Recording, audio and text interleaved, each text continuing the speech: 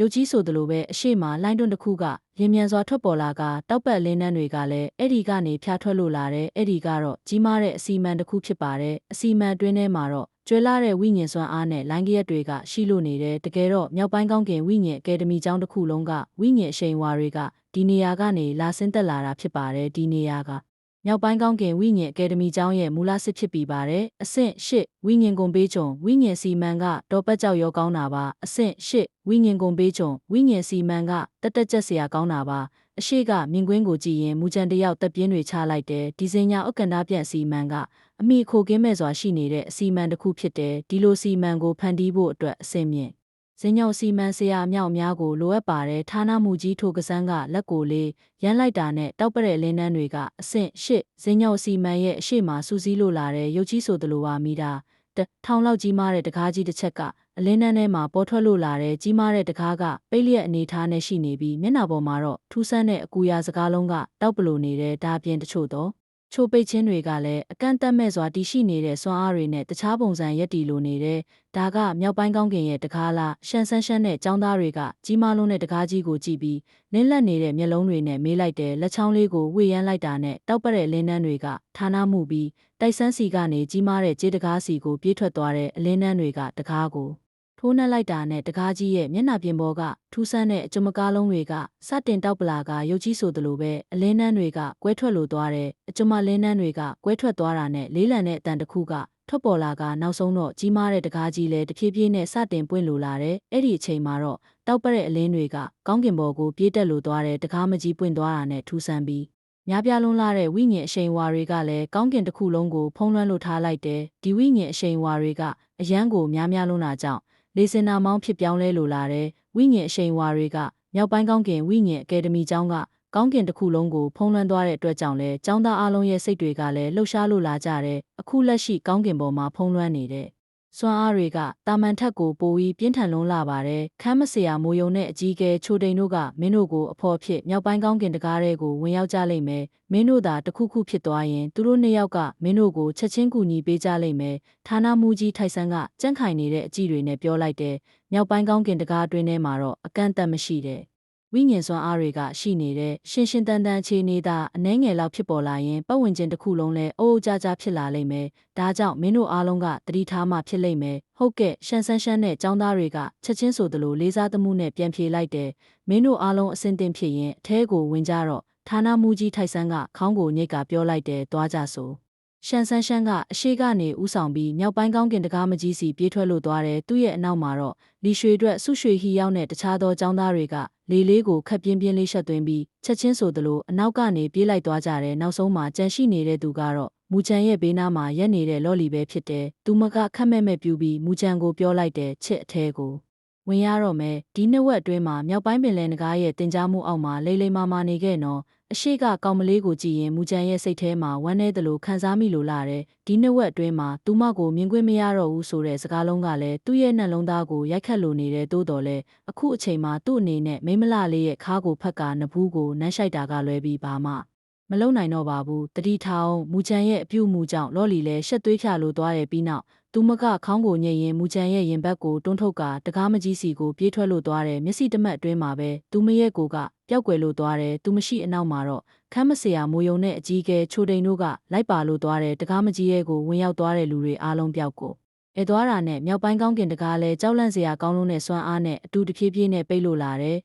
သူတော်စင်ဝိညာဉ်အကယ်ဒမီကျောင်းကကြီးရှုမှန်နဲ့ရန်ညိုရန်စားရှိနေတာလားမူချန်ရဲ့ဘေးနားမှာရက်နေရင်မြောက်ပိုင်းပင်လယ်နဂါးကခက်မဲ့မဲ့ပြုံးကမေးလိုက်တယ်မူချန်ကခေါင်းလေးကိုညှိရင်ပြန်ဖြေလိုက်တယ်ကြီးမားတဲ့ရန်ဆက်ရှိတယ်ဒီလိုဆိုရင်မင်းကိုတခုလောက်ပြောလိုက်မယ်ကြိုရှမ်းကရှင်ရီခက်လုံးတဲ့လူတစ်ယောက်ပဲသူတော်စင်ဝိညာဉ်အကယ်ဒမီကျောင်းတွင်းကသူ့ရဲ့လှုပ်ဆောင်တွေကမင်းထက်ကိုတာလွန်နေရဲ့မင်းကအမွယ်ဝိညာဉ်တောင်မှမိုးလောင်ကြီးကိုအနိုင်ခဲ့တယ်ဒါပေမဲ့ပြီးခဲ့တဲ့2လအတွင်းကငါတို့ရှုခဲ့တဲ့အချက်လက်အရကြိုရှမ်းကမစ်ရှင်တစ်ခုကိုယူပြီးသူတယောက်တည်းနဲ့မျိုးနွယ်တစ်ခုလုံးကိုဖျက်ဆီးနိုင်ခဲ့တယ်ဒါအပြင်အမွယ်ဝိညာဉ်မှာအပြင်ဆုံးသားအနေရဲ့အဆင့်ရဲ့ပထမအဆင့်ကိုဖျက်ကျော်နိုင်ခဲ့တဲ့လူ3ယောက်ရှိနေတယ်မြောက်ပိုင်းပင်လယ်နဂါးကလေးနက်စွာပြောလိုက်တယ်မြောက်ပိုင်းပင်လယ်နဂါးယုံစကားကြောင့်မူချန်ယုံမျက်လုံးတွေကအနှဲငယ်လှုပ်ရှားလာကစိတ်ထဲမှာတွေးတော့လိုက်တယ်လူခန္ဓာကိုယ်ဘေးအနေရဲ့အဆင့်ကိုရောက်ရတဲ့လူ3ယောက်ကိုတောင်သူကဖျက်ဆီးနိုင်ခဲ့တဲ့မိုးရှင်းတိန်တယောက်တည်းကိုတတ်နိုင်ဖို့အတွက် ငါတော်လေးကိုရုန်းကန်ခဲ့ရပေမဲ့သူကမိုရှင်းတိန်လိုမျိုးလူ၃ယောက်တောင်တက်နိုင်ခဲ့တာဆိုတော့အရန်ကိုကြောက်လန့်စရာကောင်းတဲ့ပြိုင်ဘက်ပဲသူတော်စင်ဝိညာဉ်အကယ်ဒမီကျောင်းမှာဝိညာဉ်ကောင်းကင်ဆိုတဲ့နေရာတစ်ခုရှိတယ်အဲ့ဒါကငါတို့မြောက်ပိုင်းကောင်းကင်ဝိညာဉ်အကယ်ဒမီကျောင်းကမြောက်ပိုင်းကောင်းကင်တကားနဲ့တူညီတယ်အဲ့ဒါကသူတို့ရဲ့လေ့ကျင့်မှုအတွက်ရုပ်ဝက်နယ်မြေပဲအခုတော့ဂျိုရွှေရန်ကအဲ့ဒီနေရာကိုဝင်ရောက်နေပြီးအခုကနေစားပြီး2ဝက်လောက်ကြာရင်သူ့ရဲ့အစွမ်းကအခုထပ်ပိုပြီးမြင့်တက်လာလိမ့်မယ်အဲ့ဒီအချိန်ကျရင်မင်းရဲ့အစွမ်းကအခုလက်ရှိအဆင့်မှာပဲရှိနေသေးမယ်ဆိုရင်မင်းရဲ့အစွမ်းကသူ့ကိုမရှင်နိုင်တော့ဘူးဒါကြောင့်အဲ့ဒီအစင်းမြင့်ဝိညာဉ်အကယ်ဒမီကျောင်းပြိုင်ပွဲမှာမင်းမပါဝင်တာအကောင်းဆုံးပဲမြောက်ပိုင်းတကားကလေးနက်စွာနဲ့ပြောလိုက်တယ်အန်ဒီစကားလုံးတွေကိုကြားလိုက်တာနဲ့မူချန်ကစိတ်ထဲမှာရေမောလိုက်တယ်ပြီးနောက်မြောက်ပိုင်းပင်လယ်ကားဘက်ကိုလှည့်ကာမြင်သာစွာပြန်လဲဖြေချလိုက်တယ်စီနီယာမြောက်ပိုင်းကားကျွန်တော်ရဲ့စိတ်တွေတက်ကြဖို့အတွက်အန်ဒီစကားလုံးတွေကိုမပြောလဲရပါတယ်ဒီနေ့ဝက်အတွင်းမှာစီနီယာမြောက်ပိုင်းကားရဲ့တင် जा မှုအားလုံးကိုတသွေမတိန်ကျွန်တော်လိုက်နာပါတယ်စီနီယာကကျွန်တော်ကိုတီးတန့်တင် जा ပေးနေတဲ့ရှေ့ကျွန်တော်လည်းအန်ဒီကိစ္စကိုစိုးရိမ်စရာမလိုတော့ဘူးဂျိုရှန်းကဘလောက်ပဲထူးချွန်နေပါစေဒီအစ်စ်မြင့်ဆန်ရွက်ကယ်ဒီကျောင်းပြိုင်ပွဲမှာကျွန်တော်သူ့ကိုအနိုင်ယူပြမယ်အန်ဒီအချိန်မှာပဲမြောက်ပိုင်းပင်လယ်ကားရဲ့မျက်လုံးတွေကအနှဲငယ်ကျုပ်လာကမျက်နှာပေါ်မှာလည်းအပြုံးတွေကထွက်ပေါ်လို့လာတယ်တော်ရဲကောင်လေးမင်းရဲ့တတိကတော့အံ့လောက်တယ်မူချိန်ကခေါင်းကိုမော့ကမျက်နှာပေါ်လဲအပြုံးတစ်ခုကထွက်ပေါ်လို့လာတယ်မိုးကုတ်ဆက်ပိုင်းကိုကြည့်ရင်မျက်လုံးထဲမှာလဲအေးဆက်ဆက်ခွေအသက်တွေကစတင်ထွက်ပေါ်လို့လာတယ်ကြိုရှုဒီတစ်ခါတော့မင်းနဲ့ညာကြားမှာရင်ကုန်စရာကောင်းတဲ့တိုက်ပွဲတစ်ခုဖြစ်လာမှတေချာတယ်လော်လီတို့မြောက်ပိုင်းကောင်းကင်တကားစီဝင်ရောက်ပြီးဒုတိယမြောက်နေ့မှာတော့မူချန်ကမြောက်ပိုင်းပင်နယ်နဂါးရန်ဥဆောင်မှုအောက်မှာပဲသူတခါမှမရောက်ဘူးတဲ့နေရာစီကိုဥတီကာသွားလို့နေရဲ့အန်ဒီထူးဆန်းတဲ့ပတ်ဝန်းကျင်ကြောင့်မူချန်တယောက်အနှဲငယ်အံ့အားသင့်လို့နေတဲ့အန်ဒီနေရာကတော့မြောက်ပိုင်းကောင်းကင်မီငေကယ်ဒီကျောင်းကအလင်းတန်းနယ်မြေရဲ့နောက်ဆုံးလွာပုံဖြစ်တဲ့ကြည်နီးအမောင်ထုတွေစုံလွမ်းနေတဲ့အလင်းတန်းနယ်မြေရဲ့မိုးကုတ်ဆက်ပိုင်းပေါ်မှာတော့အကန့်အသတ်မဲ့တဲ့စွမ်းအားတွေကရှိလို့နေတယ်အန်ဒီနေယာကအရန်ကိုကျယ်ဝန်းလာတဲ့အတွက်မျက်စိစုံအထိကြည့်မယ်ဆိုရင်တော့မှအဆုံးကိုမမြင်နိုင်ပါဘူးအလင်းတန်းပင်လယ်ကနေတချုံတန်နဲ့ငကားရဲ့ဟင်းော်တန်တွေကြောင့်နေရာတစ်ခုလုံးကလည်းတုံခေါ်လိုနေတဲ့ဒီနေရာကအရန်ကိုထိန်လန့်စရာကောင်းလွန်းလာတဲ့နေရာတစ်ခုပဲဖြစ်တယ်အလင်းတန်းနယ်မြေရဲ့နောက်ဆုံးလွာမှာရက်နေရင်မူချန်ကခေါင်းကိုမော့ကအနက်ရောင်လင်းတန်းပင်လယ်ကိုကြည့်လိုက်တဲ့အနက်ရောင်လင်းတန်းရဲ့တန့်စင်လုံးတဲ့စွမ်းအားကြောင့်တစုံတစ်ခုကအန်ဒီထဲသာဝင်ရောက်သွားရင်လုံးလုံးရရကိုပျက်စီးသွားမှာတေချာပါတယ်။စီနီယာမြောက်ပိုင်းတကားကဘလို့ပုံစံနဲ့တင် जा ပေးမှလဲအလင်းတန်းပင်လေရဲ့အလဲကနေဆင်းသက်လာတဲ့အလင်းတန်းမြစ်ကိုကြည့်ကခဏတာတွေ့တော့ရင်မူချန်ကမေးလိုက်တယ်အဲ့ဒီအချိန်မှာပဲမြောက်ပိုင်းပင်လယ်နဂါးကမူချန်ဘက်လှည့်ပြီးမေးလိုက်တယ်မင်းရဲ့မိုးကြိုးနဲ့ဖျားတိုင်းချမ်းစွမ်းကဘလို့ခြေနေရောက်ပြီလဲဒီဘလို့အကွာရလင်းနဲ့အဆင့်ထိကိုရောက်နေပါပြီ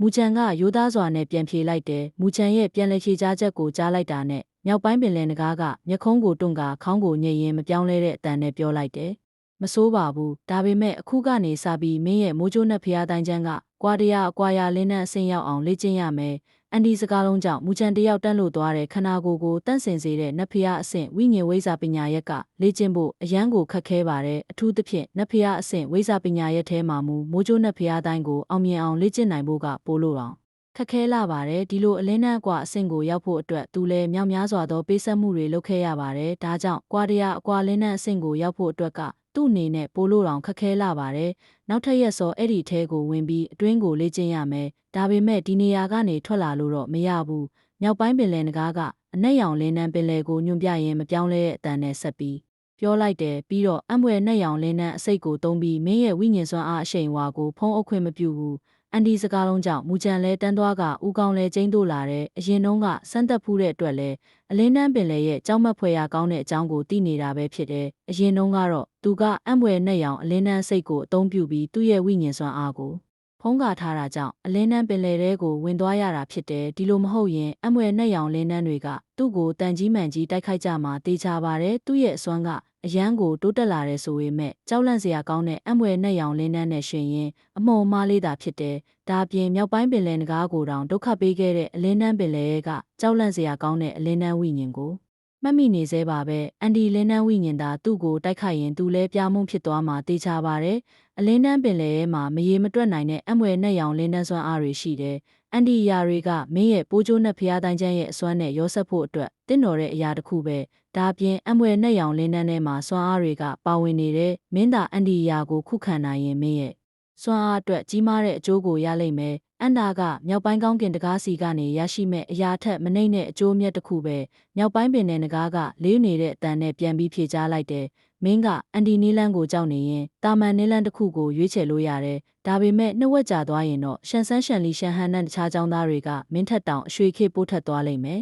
အန်ဒီစကားအောင်ကြောင့်မူချန်ကခါးတီစွာရဲမောပြီးခေါင်းကိုခေါ်ရမ်းလိုက်တယ်ပြီးနောက်ဆက်ပြီးညှိနှိုင်းမှုရှိတော့ပဲခေါင်းကိုညိတ်ကပြောလိုက်တယ်စကြရအောင်ဒါမှုပေါ့ပျောက်ပိုင်းပင်လယ်ငကားကခေါင်းညိတ်ကဆက်ပြီးပြောလိုက်တယ်အလင်းတန်းပို့ညံကိုတော့မင်းစိတ်မှုရှာဖလိုပါဘူးသူ့ကိုအတေကြီးကလေးကချိတ်ပိတ်ထားလိုက်ပြီးအလင်းတန်းပင်လယ်ကကျန်တဲ့ကိစ္စတွေကတော့မင်းပေါ်မှာပဲမူတီတဲ့စက္ကာရာပြောဆိုပြီးနောက်မြောက်ပိုင်းပင်နယ်ငကားကလက်ကိုကြစ်ပါအောင်ဆုပ်လိုက်တယ်အဲ့ဒီအချိန်မှာပဲသူ့ရဲ့လက်ဖွားကနေအနက်ရောင်လင်းနှန်းတွေကတိတ်တီးလို့လာတယ်ရုပ်ကြီးဆိုသလိုပဲအနက်ရောင်လင်းနှန်းကလင်းလက်လာကမူချန်စီကပြေးထွက်လို့သွားတယ်မူချန်ကတန်တရားမျက်လုံးတွေနဲ့အလင်းနှန်းကိုကြည့်နေစင်မှာပဲအနက်ရောင်လင်းနှန်းတွေကနေရှေးဟောင်းစကားလုံးတချို့ထွက်ပေါ်လာကိုမြင်တွေ့လိုက်တယ်အလင်းနှန်းထိန်ချုပ်ခြင်းနဲ့လန်းအလင်းနှန်းထိန်ချုပ်ခြင်းနဲ့လန်းမူချန်ကအဲ့ဒီစကားလုံးကိုစိုက်ကြည့်ကတန်တရားမျက်လုံးတွေနဲ့မေးလိုက်တယ်ဒါကတိုက်ခိုက်ခြင်းနတ်ဖျားအဆင့်ဝိညာဉ်ဝိဇ္ဇာပညာရဲ့လားနတ်ဖျားအဆင့်ဝိညာဉ်ဝိဇ္ဇာပညာရဲ့အဲ့ဒီစကားလုံးကိုကြားလိုက်တာနဲ့မြောက်ပိုင်းပင်လယ်နဂါးကစက်ဖြန့်ပြုံးကပြောလိုက်တယ်လူနန်လေးဒါကနတ်ဖျားအဆင့်ပညာပိဿာပညာရဲ့မဟုတ်ဘူ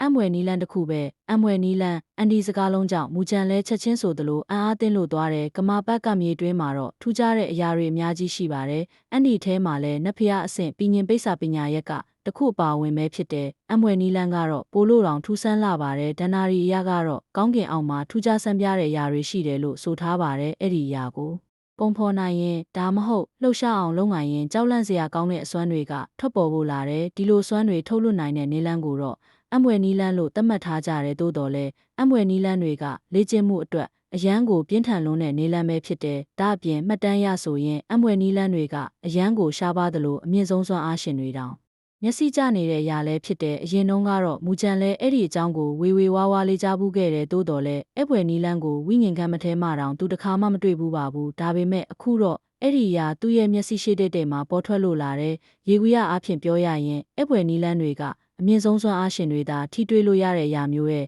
ဒါပေမဲ့ဒီအလင်းတန်းထိန်ချုပ်ခြင်းနေလန်းကမင်းလေးကျင့်ခဲ့တဲ့မိုးကြိုးနဲ့ဖျားတိုင်းချမ်းရဲ့မူရင်းစစ်မြစ်ပဲအလင်းနဲ့မိုးကြိုးတို့ရဲ့စစ်မှန်တဲ့အတိတ်ပဲကိုခန်းစားနိုင်ရင်ဒီပညာရက်ကိုမင်းအောင်မြင်သွားပြီလို့သတ်မှတ်လို့ရတယ်။မင်းသာရန်သူတယောက်ကိုစိတ်နဲ့တိုက်ခိုက်ရင်အလင်းနဲ့မိုးကြိုးတို့ရဲ့ထူးခြားတဲ့စွမ်းအားကိုပါဆွဲဆောင်ပြီးသားဖြစ်သွားလိမ့်မယ်။မြောက်ပိုင်းပင်လယ်နဂါးကဖြင်းရင်းစွာပြောပြလိုက်တဲ့အလင်းနဲ့မိုးကြိုးကိုဆွဲဆောင်နိုင်မဲ့မူချိန်ကတောက်ပနေတဲ့မျက်လုံးတွေနဲ့တန်းတီပြေးရရွလိုက်တဲ့ဒီအံ့မွယ်နီလန်းကအရန်ကိုအံ့အားသင့်စရာကောင်းတဲ့အရာဖြစ်တဲ့ရန်သူကိုတိုက်ခိုက်အတွက်အလင်းနဲ့မိုးကြိုးကိုပါဆင့်ခေါ်နိုင်တဲ့အတွက်ဒါကထူးခြားတဲ့နတ်ဖျားအဆင့်ပညာပိပညာရဲ့တခုဆိုတာထင်ရှားနေပါတယ်သို့တော်လဲအံ့အလင်းနဲ့မိုးကြိုးကတန့်စင်မှုမရှိဘဲဝိညာဉ်စွမ်းအားသိတည်မှုကနေဖြစ်ပေါ်လာတာဆိုတာမူချန်သိနေပါတယ်မိုးကောင်းကင်အောက်မှာတန့်စင်တဲ့အလင်းနဲ့မိုးကြီးဆိုတာမရှိပါဘူးသို့တော်လဲအလင်းတန်းထိန်ချုပ်ခြင်းနဲ့လန်းဆိုတဲ့အရာကတော့ဒီအရာကိုလှုပ်ဆောင်နိုင်ပါတယ်ဒီအချက်အရအံ့မွယ်နီလန်းကနတ်ဖျားအဆင့်ဝိညာဉ်ဝိဇ္ဇာပညာရဲ့ထက်ကိုပိုပြီးထူးခြားနေရပဲဖြစ်တယ်ဒီအံ့မွယ်နီလန်းကိုအောင်မြင်အောင်လေ့ကျင့်ဖို့ကအရန်ကိုခက်ခဲလွန်းတယ်အလင်းတန်းပင်လယ်တဲကိုမစင်းခင်ဒီအရာတွေကိုနားလည်အောင်လုပ်ထားတာအကောင်းဆုံးပဲမြောက်ပိုင်းပင်နယ်နဂါးကလက်ကိုအင်ဂျီလက်ထဲထက်ကပြောလိုက်တယ်သူ့ရဲ့အမူအရာကမူချန်ကိုအချက်လက်တွေရှင်းပြခြင်းစိတ်မရှိဘူးဆိုတာပေါ်လွင်နေပါတယ်အဲ့ဒီမြင်ကွင်းကြောင့်မူချန်လဲစိတ်အားငယ်သွားတဲ့ပုံစံနဲ့ခေါင်းကိုညိတ်ကအလင်းတန်းထိန်ချုပ်ခြင်းနဲ့လန်းကိုတင်စေးထားလိုက်တယ်ပြီးနောက်ခေါင်းကိုမော့ကအနက်ရောင်လင်းတန်းပင်လယ်ကိုကြည့်ပြီးတပြင်းတွေချလိုက်တယ်ဒီနေရာကိုလာဖို့ဆုံးဖြတ်ထားပြီးဖြစ်တဲ့အတွက်မူချန်လဲနောက်ဆုတ်သွားခြင်းစိတ်မရှိတော့ပါဘူးကြီးမားတဲ့စွမ်းအားကိုရဖို့ဆိုရင်ယင်းနှိမ့်မြုံနှံမှုတော့လုပ်ရမယ်ဆိုတာသူသိနေပါတယ်အလင်းတန်းပင်လယ်ထဲမှာပြင်းထန်တဲ့စွမ်းအားတွေကိုမခုခံနိုင်တော့ရင်အလင်းတန်းနဲ့ဖျားကြပန်းကိုသာထုတ်လိုက်အန္တာကမင်းကိုအကာအကွယ်ပေးလိမ့်မယ်မြောက်ပိုင်းပင်လယ်နဂါးက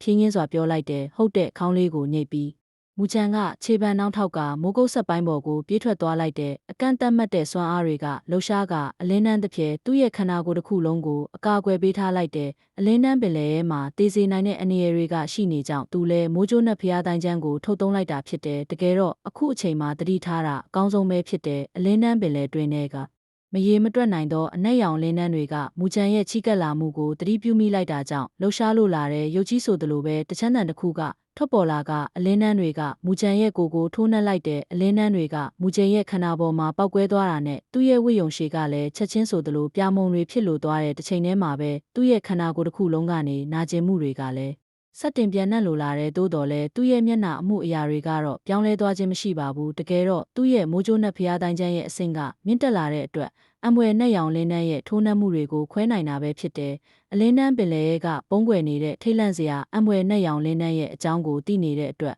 မူကြံလဲအလင်းနှန်းပင်လယ်ရဲ့အခွမ်းကိုအထင်မသေးရတာဖြစ်တယ်။အလင်းနှန်းပင်လယ်ရဲ့အထက်ကအနက်ရောင်လင်းနှန်းနဲ့ရှင်ရင်အပြင်ဘက်ကအမွေနဲ့ရောင်လင်းနှန်းရဲ့စွမ်းအားကမရှိမျှတာဖြစ်တယ်။မူကြံရဲ့သွားနှုံးကအရန်ကိုမျက်စံလုံးတာကြောင့်စက္ကန့်နှဲငယ်အတွင်းမှာပဲအနက်ရောင်လင်းနှန်းပင်လယ်ရဲ့အနားကိုရောက်ရှိလိုလာတယ်။အရှိကအနက်ရောင်ပင်လယ်ကိုကြည့်ရင်မူကြံတယောက်လေဘူးတွေမူတထုတ်လိုက်တယ်။ပလုံဆိုတဲ့အတန်နဲ့မူကြံလဲအလင်းနှန်းပင်လယ်တဲကို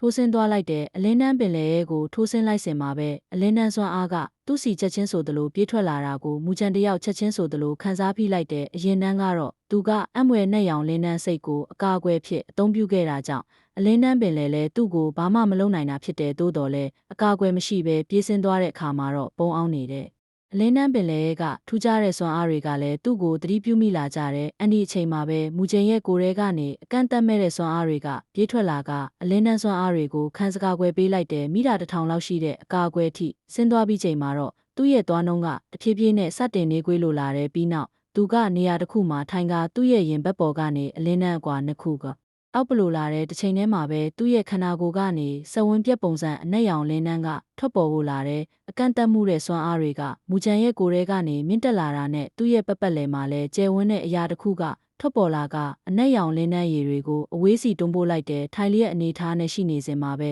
အလင်းနှန်းပင်လယ်တွင်းထဲကအနက်ရောင်လင်းနှန်းတွေကကြီးမားတဲ့ငကားတွေလိုထွက်ပေါ်လာတဲ့